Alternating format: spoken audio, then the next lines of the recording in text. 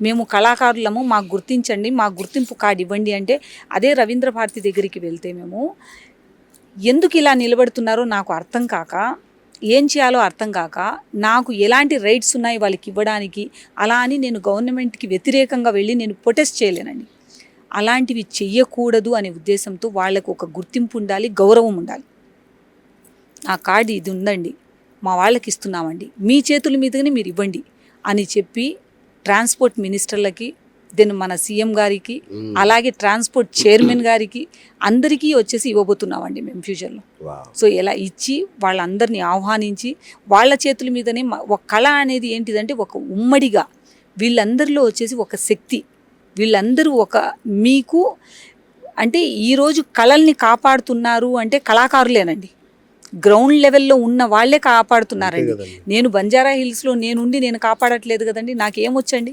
ఎంతమంది ఉంటారు మేడం మీ ఆధ్వర్యంలో కళాకారులు? ఇప్పుడు సంఖ్య వచ్చేసి కొన్ని వేలల్లో ఉన్నారండి, వందల్లో గురువులు ఉన్నారండి. సో ఇప్పుడు కళాకారులు అంటే లక్షల్లో ఉన్నారండి. రిజిస్టర్డ్ అయ్యారా మీ దగ్గర? రిజిస్టర్ అయ్యి ఉన్నారండి. ఇప్పటికి వచ్చేసి 800 మంది గురువులు ఉన్నారండి, 2000 మంది కళాకారులు ఉన్నారండి. వాళ్ళందరూ ఎన్ని రోజులు అంటే ఖమ్మం నుంచి, కరీంనగర్ నుంచి, పెద్దపల్లి నుంచి, ఇట్లా మనము ప్రతి ఒక్క అంటే జిల్లాల వారీగా చూసుకుంటే అండి ఈడు బోడుపల్లి నుంచి ఎంతమంది ఉన్నారండి పాపం వాళ్ళు. సో వీళ్ళందరూ ఏంటిదంటే ఈ కళల్ని మనం తీసుకెళ్ళాలి అనే ఉద్దేశంతో వాళ్లకు గౌరవించండి, పెద్దవాళ్లకు పెన్షన్లు ఇప్పించాలి అంటే ఒక యూనిటీ ఉండాలండి. ఆ యూనిటీ ఉండాలంటే కళాకారుల్లో ఉన్నటువంటి డిసడ్వాంటేజ్ కూడా నేను చెప్తున్నానండి. యూనిటీ అనేది ఉండదు. ఎందుకు ఉండదు అంటే వాళ్ళకి ఏంటంటే వాళ్ళకు చదువు రాదు కదండి. ఎలా దానివల్ల ఏమైపోతుందంటే విలేజ్ లెవెల్లో ఉండేసరికి వాళ్ళకు ఇది తెలీదు. అరే ఇలా యూనిటీగా ఉండాలి, ఉమ్మడిగా ఉండాలి, ఉమ్మడిగా పోరాడాలి.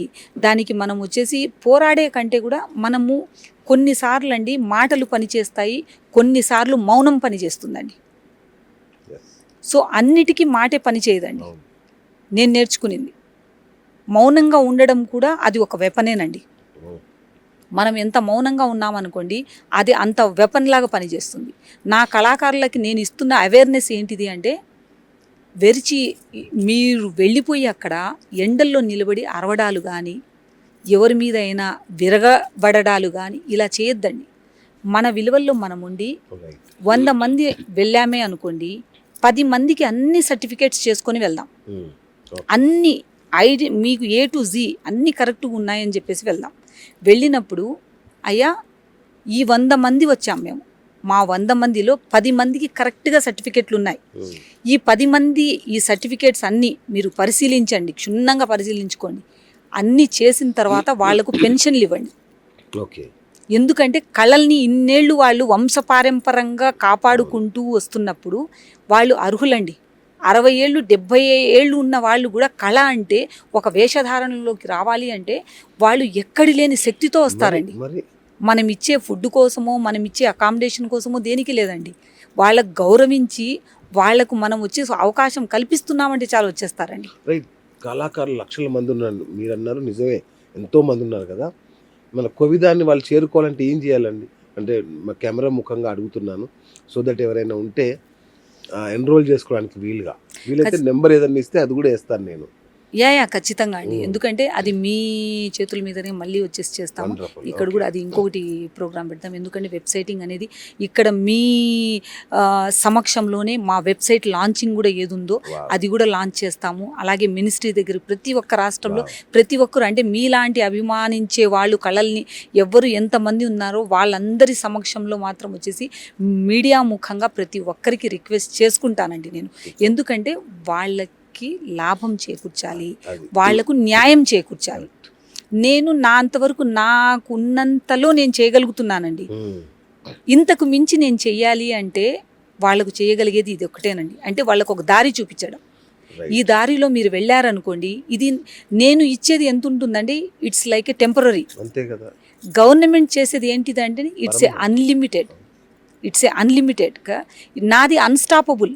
ఎంతవరకు నేను ఆపకుండా అహర్నిశగా నేను చేస్తా, మీకు దారి చూపిస్తూనే ఉంటా.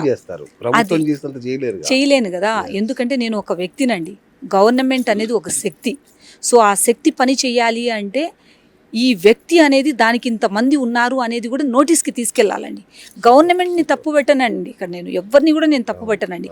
ఎందుకంటే గవర్నమెంట్ నోటీస్కి వెళ్ళాలి అంటే ఎవరో ఒకరు ముందుకు రావాలి కదా, ఎవరో ఒకరు చేయాలి కదా. ఇప్పుడు మీడియా ఉందండి, ఏదైనా తప్పుల్ని ఒప్పుల్ని ఎత్తి చూపిస్తుంది అంటే రీజన్ ఏంటిదండి? ఇలాంటివి ఉన్నాయి అని చెప్పడానికి అంటే అవేర్నెస్. ఓకే, మీరు ఇంత ఫేమస్ ఎందుకంటారు చెప్పండి? నిర్మోహమాటంగా నిక్కచ్చిగా ఉండేట్టుగానే చెప్తారు అని చెప్పేసి ఒక స్టాంప్ మీకు, రైట్? ఉండేది ఆయన దగ్గరికి వెళ్తే అరే ఖచ్చితంగా న్యాయం జరుగుతుంది అంటారు. ఆయన ఖచ్చితంగా వచ్చేసి అంటే మీ గురించి నేను విన్నంత వరకు మా బాబాయ్ ఉన్నారు, ఎలా చెప్తారు అంటే లైక్ నేను మీడియా ముఖంగా ఆయన పేరు తీసుకోవాలో లేదో నాకు తెలియదు, కానీ ఆయన సీనియర్ జర్నలిస్ట్. ఆయన గురించి చెప్తే పెద్ద పెద్ద వాళ్ళు కూడా, మా పాసం యాదగిరి బాబాయ్, ఆయన గురించి ఆయన కదా. సో ఆయన ఏంటిదంటే ఆయన మాకు దిశ మార్గదర్శనం ఏదున్నా ఇలా వెళ్ళాలమ్మా, ఇలా చేయాలమ్మా, ఇట్లా చేస్తున్నావమ్మా, అనూహ్యమ్మా నువ్వు చేయి తల్లి తల్లి ఇట్లే చెప్పి నాకు ప్రోత్సహిస్తారండి. అంత పెద్ద మనిషి నుంచి మీ మాట మీ పేరు వచ్చిందంటే అది నిజంగా నాకు అవార్డు. ఇప్పుడు నాకు అతిపెద్ద అవార్డు నిజం అంటే ఆయన గొప్పతనం అండి. ఇట్లాంటి వాళ్ళు ఉంటారు అంటే ఖచ్చితంగా అలా ఉన్నారు అంటే ఇప్పుడు నేను ఇక్కడికి రావడానికి కారణం కూడా అదే కదండి. అంటే ఎక్కడ పడితే అక్కడ ఎవరికైనా చెప్తే మెసేజ్ అనేది పోదండి. సో ఏంటంటే ఆయన గవర్నమెంట్ కూడా పోరాడుతున్నారండి, గవర్నమెంట్ కూడా కళాకారుల కోసం పోరాడుతున్నారు. ఆయన మన సంస్కృతి అనేది ఇక్కడ వచ్చేసి పెట్టాల్సిందే, మీరు ఇక్కడ వచ్చేసి ఒక కార్యాలయం మాకు కావాల్సిందే అని చెప్పేసి ఆయన పోరాడుతున్నారు. ఇప్పుడు ఈ ఏజ్ లో కూడా ఆయన 70s లో ఉన్నారు. ఇప్పుడు ఆయన 70s లో, మా గురూజీకి 74 ఇయర్స్ అండి. అదే ఉంటారు. ఏంటంటే ఇప్పుడు మా గురూజీ అండి, ఆయనకు 74 ఇయర్స్. మొన్న అయితే బ్యాక్ పెయిన్కి డిస్క్ వేయించుకున్నారండి, అయినా కూడా ఆపట్లేదండి. నాకు ఫోన్లో ఇన్స్ట్రక్షన్స్ ఇస్తూనే ఉంటారు మూర్తి గారు. చినుకు మూర్తి గారు అంటే అందరికీ వచ్చేసి ఫేమస్ అనమాట, తెలిసిన ఆయన. విశ్లేషకులు మీరు చూస్తే కూడా తెలిసిపోతుంది ఆయన గురించి. సో ఆయన చెప్తూనే ఉంటారు, అమ్మ ఇట్లా కాదు, మనం ఇలా చేయాలి, ఈ ప్రోగ్రామ్ మనం చేస్తున్నాము. నెక్స్ట్ టైం నుంచి వచ్చేసి మేము చేసే ప్రోగ్రామ్ ఏంటిదంటే అండి, ఇప్పుడు పిల్లల జాతర చేసాం కదా, ఇప్పుడు యువ జాతర చేస్తామండి. ప్రతి కాలేజీలో పిల్లలు కూడా వచ్చేసి మొత్తం కదిలి రావాలి. కొన్ని వేల మందితో చేశామండి, ఇప్పుడు లక్షల మందితో ప్రతి రాష్ట్రంలో యువజాతర అనేది చేస్తామన్నమాట. ఎందుకంటే వాళ్ళని ప్రోత్సహించాలి. యువతుల్లో వచ్చేసి అడ్డమైన దారులు వెళ్తున్న యువతని ఆట పట్టించేదానికంటే వాళ్ళకు ఫస్ట్ డైవర్షన్ ఇంపార్టెంట్ అండి. రైట్ వేలో మనం డైవర్షన్ అనేది చేసామనుకోండి, ఒక కెరికులం యాక్టివిటీలో వాళ్ళని బిజీ చేసామనుకోండి, ఖచ్చితంగా వాళ్ళు అక్కడే ఉండిపోతారండి. ఎందుకంటే మొక్కలో వంగనిది మానవ వంగుతాండి.